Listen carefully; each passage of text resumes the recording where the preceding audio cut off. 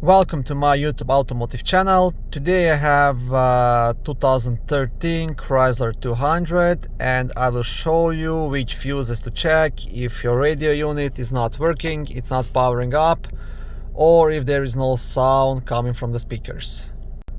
This video applies to Chrysler 200 made from 2011 all the way up to 2014. If your problem is in the radio itself, I've also made a video on how to replace it, and the link to that video will be in the description below. Okay, so the fuse box you need is located just under the front hood, right here.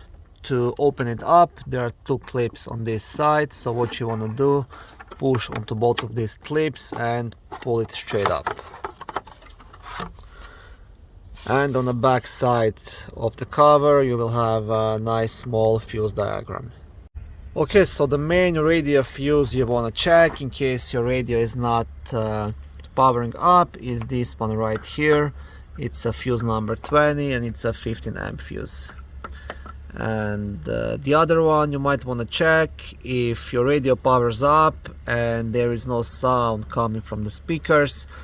That's the amplifier fuse, and that's the fuse number 19, and it's the yellow 20 amp fuse right here. Okay, thank you for watching this short video. I hope it was helpful. If it was, please like it and consider subscribing to my YouTube automotive channel. On my channel you can find lots of how-to videos, do-it-yourself videos, car reviews, product reviews and other similar automotive topics.